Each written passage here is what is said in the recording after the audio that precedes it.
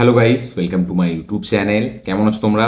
এখন আমরা কথা বলবো হচ্ছে আমাদের বাংলার একটি সিনেমা যেটার নাম হচ্ছে চালচিত্র, যেটা ডিসেম্বরের 20 তারিখ রিলিজ হয়েছিল খাদান সিনেমার সাথে, স্টারিং টোটারাই চৌধুরী, শান্তনু, স্বস্তিকা দত্ত, রাইমা সেন, তার পাশাপাশি আমাদের অপূর্ব, ঠিক আছে, অনির্বাণ চক্রবর্তী আছে এই ফিল্মটায়। তো এই ফিল্মটা ডিসেম্বরে রিলিজ হয় এবং এই ফিল্মটা যখন আমি ট্রেলার দেখেছিলাম তো আমার দেখার বেশ ভালো একটা ইচ্ছা তৈরি হয়েছিল, বাট ফিল্মটা আনফর্চুনেটলি আমি দেখতে পারিনি।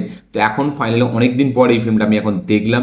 কেমন লাগলো আমার চালচিত্র বলে সিনেমাটি? এটা একটা সাইকোলজিক্যাল ক্রাইম থ্রিলার ফিল্ম। তো কেমন লাগলো এই ফিল্মটা সেটা নিয়ে কথা বলবো।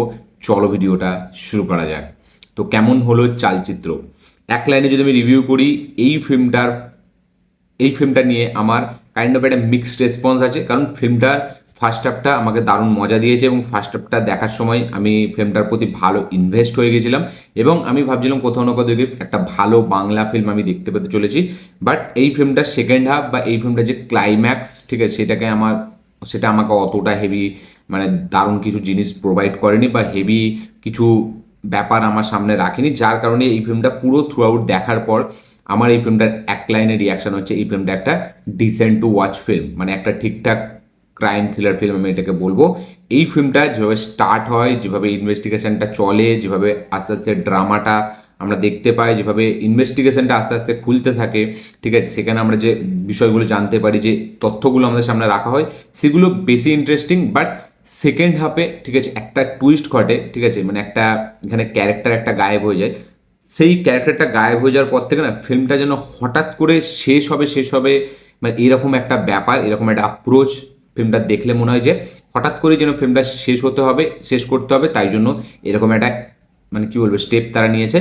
এইখানে অ্যাকচুয়ালি যে ফিল্মটার গল্পটা হচ্ছে আমি বলে দিই, ঠিক আছে, সবথেকে প্রথম যে এখানে শহরে কিছু মার্ডার হচ্ছে, ঠিক আছে, কিছু মেয়ের মার্ডার হচ্ছে, যে মেয়েগুলো মানে বিয়ের 6 মাস আগে হয়তো বিয়ে কোথাও না কোথাও গিয়ে ক্যান্সেল করে দিয়েছে। তো এবার এই বিয়ে ক্যান্সেল করা ব্যাপারটা এই মার্ডারের সাথে যুক্ত। তার পাশাপাশি এখানে যে মার্ডারটা করছে সে কিছু মানে ওই চালচিত্র মতো ফ্রেম এঁকে দিয়ে চলে যাচ্ছে মেয়েগুলোর পেছনে, এবং মেয়েগুলোকে দেয়ালে মানে সেটা দিয়ে চলে যাচ্ছে।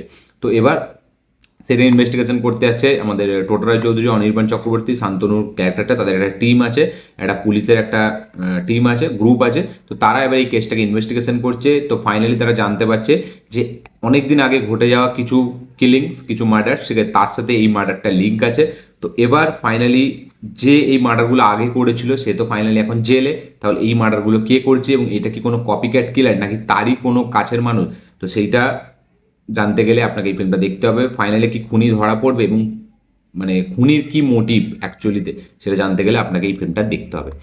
এবার এই ফিল্মটা যেরকম আমি বললাম যে যেভাবে স্টার্ট হয়, যেভাবে মার্ডারগুলো হয়, সেগুলো আপনার অনেক সাউথ ফিল্মের কথা মনে করাবে, একটা ভালো এঙ্গেজিং স্ক্রিন প্লে আপনাকে দেবে, ভালো একটা বেশ এই যে মার্ডারগুলো হয় তার যে স্টেজিং, সেগুলো আপনার দেখতে ভালো লাগবে, যে তথ্যগুলো আপনি জানবেন সেগুলো খুব ইন্টারেস্টিং, ঠিক আছে। বাট এইখানে যে কি বলবো, যে ইমোশন, যে ড্রামা, ঠিক আছে, মানে ড্রামাটা ভালো লাগলো, ইমোশনটা কোথাও গিয়ে সেই লেভেলে ওয়ার্ক করে না। এখানে এই যে চারজন আছে যাদের একটা, এই যে বললাম যে পুলিশের যে গ্রুপটা, যে টিম, যেখানে শান্তনু, টোটারাই চৌধুরী, অনির্বাণ এবং আরেকজন আছে ওই হিরোটার আমি নাম জানি না। তো যাই হোক, তো তাদের নিজস্ব পার্সোনাল লাইফের কিছু জিনিস আমাদের সামনে রাখা হয়, ঠিক আছে, তাদের পার্সোনাল লাইফটাও অতটা মানে ভালো নয়, মানে কি বলবো, টানাপোড়েন চলতেই থাকে। বাট তাদের পার্সোনাল লাইফের যে ইমোশনটা, ঠিক আছে, সেটা কিন্তু আমরা কোথাও গিয়ে থ্রু আউট স্ক্রিন পেলে আমরা কোথাও ফিল করতে পারি না। এবং আমার মনে হয় না যে ওইগুলোর কোনো দরকার ছিল। আমার মনে হয় তার থেকে বড়, আমার মনে হয় যে এই কেসের ইনভেস্টিগেশনটাকে আরও হেভি কিছু তথ্যর সাহায্যে নতুন কিছুভাবে প্রেজেন্ট করলে আমার মনে হয় আরও বেটার হতো। এখানে ফার্স্ট হাফটা খুব ইন্টারেস্টিং, খুব এঙ্গেজিং লাগে আমার ফার্স্ট হাফটা, যতক্ষণ মানে আমি বললাম যে একটা ক্যারেক্টারের এখানে হালকা টুইস্ট আসে, মানে টুইস্ট ঘটে বলতে মানে একটা ক্যারেক্টার এখান থেকে গায়েব হয়ে যায়, আমি বলবো না কোন ক্যারেক্টারটা, সেই ক্যারেক্টারটা মারা যায়। এবং তারপরে যে জিনিসগুলো ঘটে সেগুলো খুব স্পুন ফিড মনে হয় এবং সেগুলো আমার মনে হয় না যে খুব একটা দরকার ছিল। এবং যে টুইস্টটা ফিল্মের মধ্যে আসে ক্লাইম্যাক্সের একটু আগে, ঠিক আছে, যেটা আমরা দেখতে পাই, যেখানে মেন আমাদের ক্রিমিনাল, সে যখন পুলিশ ধরছে তার আগে, মানে তাকে ধরার জন্য যে ব্যাপারটা, সেটা আমার অতটা কনভিন্সিংলি মানে মনে হলো না। এবং তার সাথে সাথে এখানে যে কিলার, সে মানে যেন মনে হলো হঠাৎ করে চলে আসলো, ঠিক আছে, এবং এই যে এরকম একটা অ্যাপ্রোচ, ঠিক আছে, মানে কিলারকে চেস করে না ধরে কিলার এখানে মানে নিজে থেকে ধরা দিচ্ছে, ঠিক আছে। এই যে ব্যাপারটা, এটা আমার মনে হয় না অতটা কার্যকরী হয়, ঠিক আছে। আমি দেখেছি যেই ফিল্মেই এরকম হয়, মানে অতটা হেভি ইন্টারেস্ট তৈরি করতে পারে না, যতটা আপনি একটা রাজশাসনের মতো সিনেমায় চেস করে একটা কিলারকে ধরবেন, ঠিক আছে, বা আরও এই মায়াবানের মতো সিনেমা, ঠিক আছে, যে আপনি চেস করে ধরবেন। তো সেই রকম তাতে যে মজাটা আছে, এখানে কিলার এসে নিজেই ধরা দিয়ে দেবে, তাতে কিন্তু সেই মজাটা নেই। এবার সেকেন্ড হচ্ছে এই যে কিলারের ফ্ল্যাশব্যাক, তার যে একটা পাস্ট আছে, ঠিক আছে, যে পাস্টটা খুব খারাপ, তার সাথে যে ঘটে যাওয়া যে ব্যাপারগুলো, সেইগুলোকে যেভাবে দেখিয়েছে সেগুলো অতটা ইন্টারেস্টিং না। এবং এইখানে সে যে কারণে এই মার্ডারগুলো করছে, ঠিক আছে, এবং তার বাবার সাথে যেটা ঘটেছিল, তো সেইগুলোকে যেভাবে দেখিয়েছে, তার যে আসল যে কালপ্রিট, ঠিক আছে, যে যার জন্য তার বাবার সাথে এরকম ঘটেছিল এবং যার কারণে সেই খুনগুলো করছে, সেই জিনিসগুলোকে কোনোভাবে ক্লিয়ারলি কিছু দেখালো না, ঠিক আছে। এবং মানে হঠাৎ করে শেষ হয়ে গেল এরকম একটা ব্যাপার, ফিল্মের মোটিভ, মানে ফিল্মটা শেষ করতে হবে এরকম একটা ব্যাপার চলে আসে শেষের দিকে। না কোনো ইনভেস্টিগেশন আছে, না কোনো সেরকম হেভি কিছু আছে, জাস্ট কিলারের একটা ফ্ল্যাশব্যাক দিয়ে কি দিল, এবং অপূর্বর মানে কি বলবো, অপূর্বকে একটা হেভি পারফরমেন্স দেওয়ার তাকে চান্স ছিল, এবং তাকে দেখেও মনে হয় সে ভালো পারফরমেন্স দিচ্ছে, বাট তার যে স্পেসটা বা তার ক্যারেক্টারটার যে বেশি কিছু করার, সেটা কিন্তু এই সিনেমার মধ্যে ছিল না, ঠিক আছে। মানে আমি বলবো আরও বরঞ্চ ফ্ল্যাশব্যাকটাকে অন্যভাবে নিয়ে এসে নতুন একটু ইউনিক কিছু করে ফ্ল্যাশব্যাকটার মধ্যে একটু চেস কিছু রেখে ফিল্মটার মধ্যে, যে মানে কিলারকে ধরতে পারছে না এরকম একটা ব্যাপার শেষ পর্যন্ত, ঠিক আছে, শেষ পর্যন্ত অনেক কষ্ট করে গিয়ে ধরছে।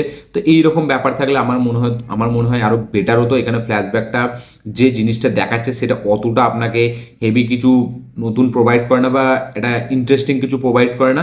তার সাথে সাথে এখানে যে কারণটা দেখাচ্ছে, তার খুন করছে যে কারণটা, ঠিক আছে, সেই কারণটাও কোথাও গিয়ে মানে অতটা হেভি নয়, ঠিক আছে। এবং এই যে বললাম যে কিলার, যে এখানে আমাদের অপূর্বর যে ক্যারেক্টারটা, ঠিক আছে, সে যেভাবে এখানে হঠাৎ করে চলে আসে ফিল্মের মধ্যে এবং হঠাৎ করে ফিল্মটা শেষ হয়ে যায়, যেরকম ক্লাইম্যাক্সটা ডিজাইন করে, তো সেইটা অতটা হেভি নয়। মেন এখানে ডিরেক্টর ব্যালেন্স করতে পারেনি, সে একটা এখানে যে এই যে পুলিশের যে টিমটা, তাদের নিজস্ব একটা করে পার্সোনাল লাইফও দেখাতে যাচ্ছে, উল্টো দিকে এখানে যে কিলার, তারও একটা পার্সোনাল লাইফ দেখাতে যাচ্ছে, এবং সব কিছু মিলিয়ে একটা মানে কি বলবো, একটা ঘেঁটে গেছে ব্যাপারটা, ঠিক আছে। মানে সেই ব্যালেন্স ওয়েতে ফিল্মটাকে প্রেজেন্ট করতে পারেনি, যার কারণে সেকেন্ড হাফটা খুব অতটা হেভি নয়। ফিল্মের ফার্স্ট হাফটা দারুণ ইন্টারেস্টিং, দারুণ এঙ্গেজিং, এবং ফার্স্ট হাফে ইনভেস্টিগেশনটা সলিড থাকে, বাট সেকেন্ড হাফে মানে কি বলবো অতটা হেভি লাগে না। এবং টোটারাও চৌধুরী, এখানে যদি পারফরমেন্সের কথা বলি, টোটারাও চৌধুরীকে যেন অতটা খুলে একটা পারফরমেন্স এখানে মানে দেওয়ার মতো তাকে জায়গা করে দেয়নি।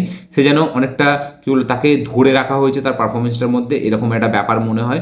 এবং সেই ক্যারেক্টারটার মানে কোনো একটা মানে কি বলবো, ওয়ান সাইড কোনো একটা হেভি মানে দিক নেই, যে এই ক্যারেক্টারটা একটা মানে কি বলবো, নিজের ওয়াইফের সাথে ভালো তার রিলেশন নেই, ঠিক আছে, সে শুধুই কাজ নিয়ে ব্যস্ত, বা সে যে কাজটা নিয়ে পড়ে আছে সেটার প্রতি যেন মনোযোগ, তার জন্য অতটা হেভি মনোযোগ দেখে মনে হয় না তাকে, ঠিক আছে। মানে মানে কিরকম টাইপের লেখা তার ক্যারেক্টারটা আমার অতটা ভালো লাগেনি। আমার মনে হয় আরও বেটার ওয়ে তার ক্যারেক্টারটা লেখা যেতে পারতো।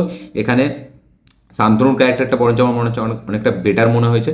এবং এই ফিল্মের যেরকম বললাম যে রাইটিং তো ভালোই ছিল, ঠিক আছে, বাট স্ক্রিন প্লেটা ফার্স্ট হাফে খুব ভালো, সেকেন্ড হাফে স্ক্রিন প্লেটা একদম মানে ভালো হয়নি। এবং ফার্স্ট হাফটা ফিল্মটা খুব ভালো, সেকেন্ড হাফটা একদম খারাপ। ক্লাইম্যাক্সটা তো হঠাৎ করে চলে আসে মনে হয়, এবং ক্লাইম্যাক্সে যে জিনিসগুলো আমার সামনে রাখা হয়, এখানে যে কিলার, ঠিক আছে, তার যে ফ্ল্যাশব্যাক পোর্শন এখানে দেখানো হয়, তো সেইগুলো আমার অতটা ইন্টারেস্টিং মনে হয়নি। এবং হুট করে ফিল্মটা শেষ হয়ে যায় এরকম মনে হয়। ইনভেস্টিগেশনটা শেষের দিকে আর সেই হেভি ওয়েতে এগোয়নি, বা আর কোনো মানে একটা যে মজার ব্যাপার, যে থ্রিল আপনাকে দেবে, সেই ব্যাপারটা এখানে আমি সেকেন্ড হাফে দেখতে পাইনি, যার কারণে আমার সেকেন্ড হাফটা খুবই অ্যাভারেজ মনে হয়েছে। এবং সব কিছু দেখার পর মানে ফিল্মটা থ্রু আউট শেষ হওয়ার পর আমি সব দিক থেকে বিচার করে দেখলাম যে ফিল্মটা একটা one time watch, decent watch film আমার মনে হয়, ঠিক আছে। মানে ফিল্মটার মধ্যে পোটেনশিয়াল ছিল, ভালোভাবে ফিল্মটাকে গুছিয়ে সেকেন্ড হাফটা যদি তৈরি করা হতো, এবং শেষের দিকে যদি আরও কিছু চেস সিকোয়েন্স বা আরও মানে হার্ড হতো এই মার্ডার কিলারটাকে ধরার যে ব্যাপারটা, ঠিক আছে, সেটা আমার মনে হয় আরও বেটার হতো। এখানে খুব ইজি মনে হয়। এবং তার পাশাপাশি এখানে যেহেতু এই যে বললাম যে কিলার নিজে এসে ধরা দিয়ে দিয়েছে, এবং তার কারণটা কি মেন বলছে, সেখানে সে চালাকি করতে যাচ্ছে, বাট তাকে যেন খুলে ঠিক সেইভাবে মানে মানে কি বলবো স্পেসটা দেওয়া হচ্ছে না, তাকে একটা সেইভাবে লেখা হচ্ছে না, যার কারণে সেই পারফরমেন্সটা দিতে পারছে না। তো অপূর্বর পারফরমেন্স এখানে আমার বেটার মনে হচ্ছিল, বাট যতক্ষণ শেষ হয়ে যায় ততক্ষণ সেই ক্যারেক্টারটা অতটা কিছু ছাপ ফেলে যেতে পারে না। এবং মানে হুট করে ক্যারেক্টারটাকে এনে হুট করে ক্যারেক্টারটাকে গায়েব করে দেওয়া আমার আমার মতে সেটাই মনে হয়। এবং যেরকম বললাম যে হঠাৎ করে যেন ফিল্মটা শেষ করতে হবে এরকম একটা অ্যাপ্রোচ। তো সব কিছু মিলিয়ে আমার চালচিত্র সিনেমাটা একটা one time watch decent film আমার মনে হয়েছে। ফার্স্ট হাফ হেভি হলে সেকেন্ড হাফটা ভালো নয়, এবং ইনভেস্টিগেশনটা ফার্স্ট হাফের দিকে হেভি চললে সেকেন্ড হাফটা সেইভাবে জমাতে পারেনি। এবং এখানে পারফরমেন্স ওয়াইজ যদি কথা বলি, আমার ওই এখানে যে একটা মেয়ে আছে, যে ওই যে প্যারালাইজ যে মেয়েটা, পুতুল যার নাম, যেটা হচ্ছে অনির্বাণ চক্রবর্তীর মেয়ে, তার পারফরমেন্স কিন্তু এক্সট্রা অর্ডিনারি ছিল। সে ব্যাপক পারফরমেন্স দিয়েছে এবং সে ওই ক্যারেক্টারটাকে যেভাবে প্লে করেছে সেটা আউটস্ট্যান্ডিং ছিল। এবং পুরো ফিল্মের মধ্যে ওই একমাত্র ওই মেয়েটা ছিল যে খুব পজিটিভ, যাকে যে নিজের পারফরমেন্সটা সেরা দিয়েছে। বাকি এখানে শান্তনুর ক্যারেক্টারটা ছাড়া আমার সেই রকম কারোর ক্যারেক্টারটা হেভি মনে হয়নি, বা কারোর পারফরমেন্স এরকম আমার হেভি মানে মনে লাগেনি। একমাত্র শান্তনুর ক্যারেক্টারটা, তাকে আমার একটু ভালো লেগেছে। বাকি ওভারঅল সব কিছু মিলিয়ে একটা ওয়ান টাইম ওয়াচ ফিল্ম এটা। আপনাদের কি বক্তব্য, কি মতামত, কি রিয়াকশন চালচিত্র বলে সিনেমাটাকে নিয়ে অবশ্যই কমেন্টে লিখে জানাবেন। হ্যাঁ, এখানে কিছু সাউথ সিনেমার মানে আপনি পাবেন, কিছু ছোঁয়া পাবেন, বাট কোনো কপি কোনো সিনেমা নয়, বা কোনো সিনেমা থেকে ঝেড়ে করেছে এরকমও না।